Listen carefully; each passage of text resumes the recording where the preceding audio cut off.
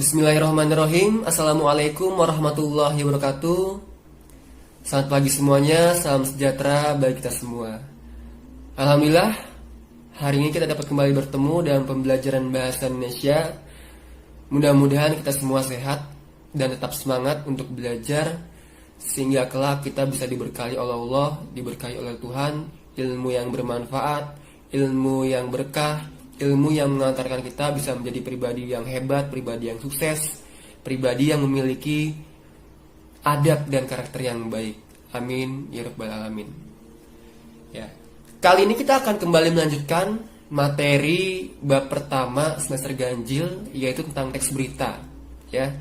Terakhir kemarin minggu lalu kita belajar tentang unsur teks berita ya, yang dikenal dengan adiksimba. Ya, oke. Nah sekarang kita akan membahas mengenai kaidah kebahasaan teks berita. Ya, kaidah kebahasaan teks berita. Nah sebelum kita masuk nih ke materi inti kita hari ini tentang kaidah kebahasaan berita, saya ingin menyampaikan terlebih dahulu nih, apa sih kaidah itu? Nah, kaidah itu artinya peraturan, atau kalau bahasa Inggrisnya rules ya, rules, peraturan. Jadi kalau kita ingin membuat teks berita itu kita harus mengikuti aturan-aturan ini, ya, atau mengikuti kaidah-kaidah ini. Nah, hari ini kita akan belajar itu, yaitu kaidah kebahasaan teks berita. Ya, ada 6 kaidah kebahasaan teks berita atau aturan yang harus kita lakukan ketika menulis sebuah teks berita. Ya. Nah, yang pertama adalah menggunakan bahasa baku. Bahasa baku di sini dapat diartikan sebagai bahasa yang formal, ya, bukan bahasa gaul yang kita gunakan ketika nongkrong atau di chat, ya, oke, atau bahasa yang sesuai dengan kaidah bahasa Indonesia, atau kalau zaman sekarang disebutnya PUEBI, ya, PUEBI, Pedoman Umum Ejaan Bahasa Indonesia. Kalau dulu disebutnya dengan EYD, ejaan yang disempurnakan. Ya, itu yang pertama, harus menggunakan bahasa yang baku. Nah, yang kedua menggunakan kalimat langsung. Ya, menggunakan kalimat langsung. Nah, supaya lebih jelas, ini akan saya tampilkan sebuah slide berikut dengan contohnya mengenai kalimat langsung. Ya, sudah muncul slide-nya. Kalimat langsung ini biasanya sering kita lihat kalau kamu sering baca novel, pasti sering melihat kalimat langsung kan. Nah, kalimat langsung itu apa sih? Nah, kalimat langsung itu ditandai oleh 2 tanda petik ganda. Kalau di novel misalnya gini, aku akan ke rumah kamu besok ya, Milea, kata Dilan. Nah, itu contoh kalimat langsung. Nah, sekarang kita lihat contoh kalimat langsung dalam teks berita. Nah, ini ada contohnya. Contoh kalimat pertama. Puncak penyebaran virus corona diprediksi terjadi pada Agustus atau September, ujar Presiden Joko Widodo. Nah, ini merupakan kalimat langsung, ya. Ada 2 tanda petik tuh sebelum kata puncak, ya, dan setelah kata September, ya, September, koma, kemudian tanda petik yang buat menutupnya, ya. Oke, sekarang contoh yang kedua nih. Ada 4 daerah yang akan terkena dampak debu vulkanik dari Gunung Sinabung tersebut, kata Zakaria, Kepala Seksi Data dan Informasi BMKG, Stasiun Meteorologi Aceh. Nah, itu tadi adalah 2 contoh kalimat langsung. Coba deh kamu sering-sering baca berita atau bisa juga novel. Saya yakin kamu akan menemukan banyak sekali kalimat langsung. Ya. Oke. Itu tadi itu tadi adalah kaidah kebahasaan yang kedua, yaitu menggunakan kalimat langsung. Nah, sekarang yang ketiga adalah menggunakan konjungsi bahwa. Oh ya, di sini kamu semua sudah tahu apa belum sih apa itu konjungsi? Ya, konjungsi adalah kata hubung. Ya, contohnya kayak dan, atau, tetapi, setelah itu. Nah, tapi yang kita bahas di poin ketiga ini adalah konjungsi bahwa. Tugas dari konjungsi bahwa ini adalah menjelaskan atau menerangkan kata-kata yang sebelumnya. Ya, seperti biasa, supaya lebih mudah dipahami, saya akan memberikan contohnya dalam slide berikut. Ya, oke, ini ada contoh dari kalimat yang menggunakan konjungsi bahwa. Ya, ini kalimatnya adalah seperti ini. Data di BNPN menyebutkan bahwa lebih dari 10.000 hektar hutan dan lahan di Riau. Saya ulangi nih. Data di BNPN menyebutkan bahwa lebih dari 10.000 hektar hutan dan lahan di Riau.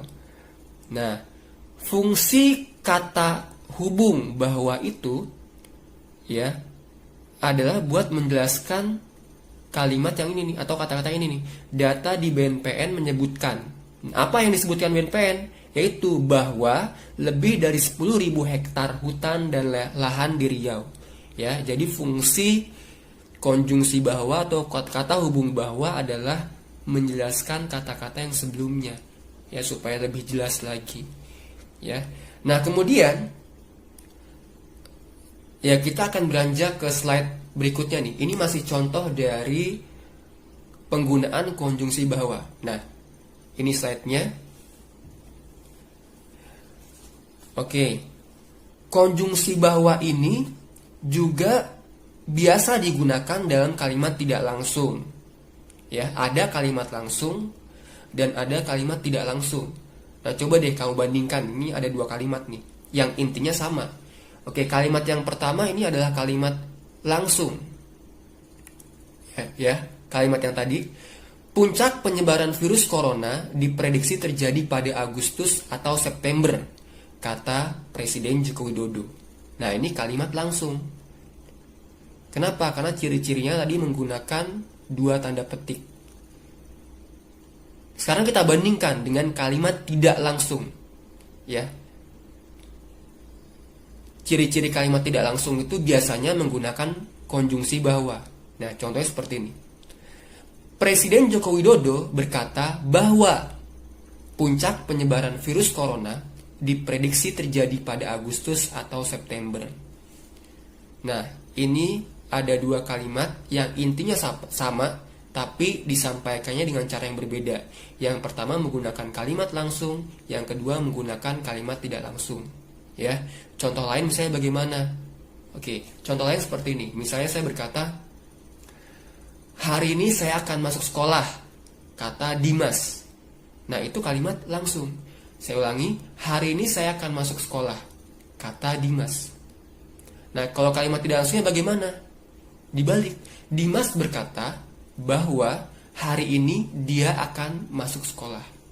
Nah, itu tadi perbedaan antara kalimat langsung dan kalimat tidak langsung. Mudah-mudahan kamu semua paham sejauh ini ya.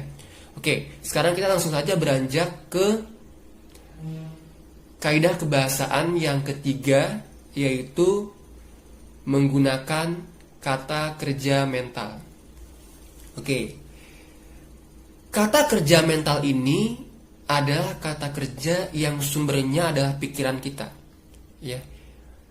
Kata kerja mental adalah kata kerja yang sumbernya atau tindakannya itu berada dalam pikiran kita. Ya. Tindakannya berada dalam pikiran. Kan ada banyak tuh kata kerja yang tindakannya kelihatan. Misalnya kata kerja berlari. Orang kalau berlari itu kelihatan tuh orangnya lari, ya kan. Nah, ada juga misalnya orang menulis. Kata kerja menulis. Tindakannya kelihatan, ya, karena berupa gerakan tubuh. Tapi ada kata kerja yang itu sumbernya merupakan pikiran kita, ya. Jadi kebanyakan atau pada umumnya kata kerja mental ini adalah kata kerja yang tindakannya tidak kelihatan. Nah, ini saya berikan slide sebagai contoh nih. Nah, ini saya tampilkan ada beberapa contoh kata kerja mental, ya. Misalnya berpikir. Orang berpikir tidak kelihatan, ya. dia bisa aja lagi naik motor sambil berpikir ya, nanti malam gue ngerjain PR gimana nih, ya kan? Orang lagi lari pagi sambil mikir. Jadi tindakan berpikirnya tidak kelihatan. Memikirkan, ya, merencanakan. Nah, merencanakan juga tidak kelihatan tuh tindakannya, ya. Menyimpulkan, ya, menyimpulkan juga tidak kelihatan. Misalnya kita menyimpulkan apa sih yang tadi dijelasin oleh guru. Nah, kita nyimpulin tuh dalam pikiran kita. Oh, maksud guru ini bahwa bahasa itu memiliki kaidah-kaidah atau aturan-aturan tersendiri, yaitu kan kesimpulan kan. Nah, kemudian membayangkan. Nah, orang membayangkan itu tidak kelihatan ya, karena hanya berada dalam pikiran si orang itu. Menduga juga tidak kelihatan, ya. Nah, itu tadi contoh kata kerja mental. Ya, kata kerja mental ini adalah kata kerja yang tindakannya bersumber dari pikiran kita dan seringkali, ya, pada umumnya tidak kelihatan. Oke? Nah, mudah-mudahan kamu semua paham ya. Oke, kita beranjak kepada kaidah kebahasaan berikutnya, ya, yang keempat, yaitu keterangan waktu atau menggunakan keterangan waktu. Nah, seperti bagaimana pada umumnya, ya, yang namanya berita harus jelas tuh keterangan waktunya. Misalnya terjadi sebuah gempa, nah gempanya harus jelas kapan terjadinya. Oh, gempa itu terjadi pada tanggal 26 Desember 2004. Nah, itu harus jelas, ya. Oh, misalnya ledakan di Beirut, Lebanon terjadi pada misalnya tanggal 8 Agustus 2020. Jamnya jam sekian. Nah, itu harus jelas, ya. Ini gampang ya. Oke, mudah-mudahan kamu semua paham. Oke, yang selanjutnya, yang kaidah kebahasaan dalam teks berita adalah menggunakan konjungsi temporal. Ya, menggunakan konjungsi temporal.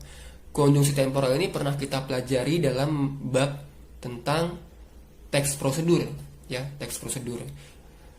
Contoh dari konjungsi temporal ini seperti kata hubung setelah itu, lalu, selanjutnya. Nah, untuk lebih mudah ini saya tampilkan slide contoh-contoh dari konjungsi temporal. Ya. Ini dia contoh-contoh dari konjungsi temporal. Ya. Nah, konjungsi temporal ini contohnya adalah kata lalu, setelah itu, awalnya, akhirnya, kemudian, ya. Atau juga termasuk yang pertama, yang kedua, yang ketiga. Kalau dulu kan waktu belajar teks prosedur misalnya gini. Pertama itu merupakan konjungsi temporal. Pertama, kita siapkan bahan-bahan untuk membuat bolu kukus. Setelah itu adalah konjungsi temporal. Ini saya berikan contoh dalam bentuk kalimat ya. Nah, yang biasa muncul dalam teks berita. Kalimat yang pertama. Orang-orang yang mendengar bunyi ledakan panik. Setelah itu, mereka berlarian mencari tempat berlindung. Nah, setelah itu merupakan konjungsi temporal, ya. Oke, kita beranjak ke kalimat kedua, contohnya. Pukul 2 pagi, petugas pemadam kebakaran tiba. Lalu, mereka segera berusaha memadamkan api. Nah, kata lalu itu merupakan konjungsi temporal. Oke. Sampai sejauh ini paham ya mengenai konjungsi temporal? Ya, itu tadi adalah 6 kaidah kebahasaan teks berita. Ya, kaidah itu artinya adalah peraturan atau bahasa Inggrisnya rules. Rulesnya apa sih? Nah, tadi ada 6 aturan dalam membuat teks berita ya.